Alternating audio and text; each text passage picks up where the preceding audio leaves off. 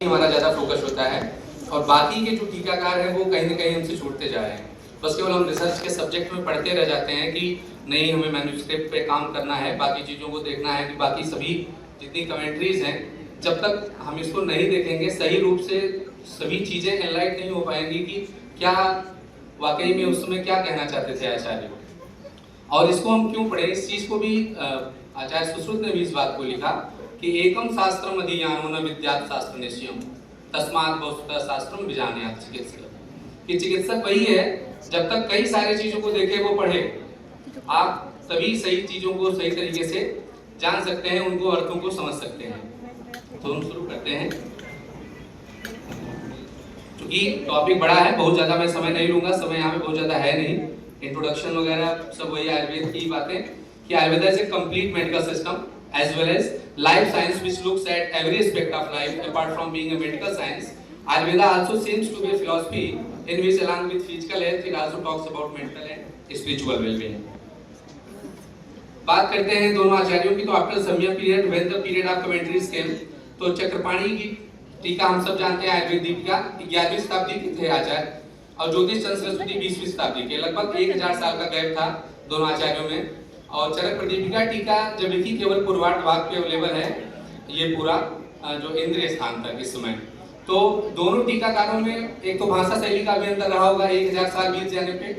और उस समय जब आचार्य ज्योतिष चंद्र सरस्वती ये टीका लिख रहे होंगे चरक प्रदीपिका, तो जाहिर सी बात है कि ढेर सारी तमाम टीकाएं उस समय और आ चुकी थी, लेकिन चक्रपाणी आचार्य चक्रपाणी के समय में कम टीकाएं अवेलेबल थी। तो इनका भी मत मुझे लगता है कि जान लेना ज्यादा उचित है। अग्रय मीन्स, तो अग्रय का मेन मीन्स यही है कि we towards the best one. तो बेस्ट वन में अग्रय में यही नहीं है कि केवल हम मेडिकल पर्सपेक्टिव या केवल औषधियों के बारे में ही, जो चीजें प्रधान है चाहे वो चीजें हार्मफुल हो चाहे वो चीजें बेनिफिशियल हो, दोनों चीजों में अग्रय जो चीजें हैं उन चीजों का आचार्य ने वर्णन किया है। और आचार्य ने जब वर्णन किया इस बात को तो उन्होंने लिखा कि अग्रयाणाम शतम उद्दिष्टम या द्विपंचाशत उत्तरम। तो बात आती है कि द्विपंचाशत उत्तरम 152, लेकिन जब इसको काउंट करते हैं तो या तो 156 आता है, कहीं के 157 भी लोग करते हैं, लेकिन जब आप मूल टीका आचार्य चक्रपाणी में देखेंगे तो 156, मुझे तो मैंने 10 बार काउंट किया इसको लिख करके और 156 मुझे मिला। उन 156 टीकाओं पे लगभग 57 द्रव्यों या 57 भाव ऐसे थे अग्र में जिसपे आचार्यों ने अपनी टीका रखी, अपनी बातें उन्होंने इस बात पे रखी। 57 द्रव्य, चूंकि सब यहाँ पे बोलना संभव नहीं है, तो कुछ चीजें जो दोनों में जो समान थी और जो विशेष थी सिर्फ उन्हीं की बात करते हैं कुछ। तो कुछ जो द्रव्य थे 156, उसमें से ज्यादातर द्रव्यों की बात करते हैं तो केवल लगभग अगर एकदम अप टू डेट चलते हैं तो 4 ऐसे भाव थे जिन पे दोनों आचार्यों ने टीका लिखी।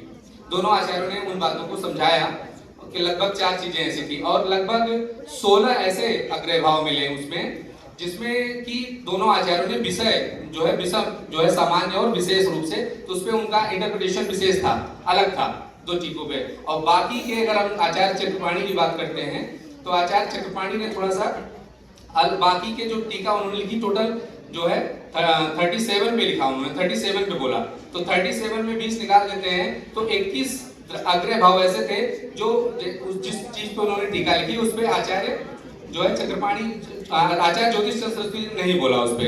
और लगभग 20 द्रव्य ऐसे मिलते हैं जो ज्योतिष चंद्र सरस्वती जी ने बोला और वो चीज चक्रपाणी ने नहीं बोला, उसको छुआ नहीं उन्होंने। ठीक है, उसमें से जैसे कुछ चीजें थी जिसे हम लेते हैं अन्नम वृत्तिकरणाम सिस्टम, हम सभी पढ़ते हैं। तो आचार्य ने लिखा कि अन्नम वृत्तिकरणाम, तो वृत्ति शब्द से उन्होंने कहा कि सभी स्थिति कराना। तो यही चीज तो ज्योतिष सरस्वती जी ने भी समझाया, लेकिन थोड़ा सा उन्होंने आगे बढ़े और उन्होंने ये चीज समझाई कि वृत्तिकरणाम means body remains in healthy condition, means among all the substances which nourish the body and is the best as well. कुछ विशेष की हम लोग बात करेंगे। जैसे एक तिंदुक आप लोग पढ़ते हैं, तिंदुकम अन्न द्रव्य, अन्न शब्द यहाँ पे भूल गया हूं मैं, उसके लिए समझ चाहता हूं, लेकिन शब्द है तिंदुकम अन्न द्रव्य रुचिकराणम, कि अगर तिंदुक एक ऐसा द्रव्य है, अब चूंकि क्या है इस समय तो ये भी नहीं पता है, ये सब चीजें ही रिसर्च का सब्जेक्ट है मुझे लगता है। उन्होंने लिखा आचार्य ज्योतिष चंद्र सरस्वती जी ने कि तिंदुक इज वर्ड ऑफ विलेजेस, कोई गांव का एक शब्द था। This means that it destroys the taste of another substance, अगर किसी अदर हम अन्य द्रव्य में इसको हम मिलाते हैं तो इसको भी टेस्ट को खा जाएगा ये। उसी तरीके से मंदकम दधि अभिष्यंत कराना हम पढ़ते हैं। तो मंदकम शब्द से जो आचार्य चक्रपाणी ने ग्रहण किया, उन्होंने कहा कि दही प्रॉपरली जमी नहीं है, सेट नहीं है प्रॉपरली। लेकिन आचार्य ज्योतिष सरस्वती ने कहा नहीं कि जो बासी दही है, एक दिन की रखी दही है, उसको हम मानेंगे कि मंदकम शब्द है।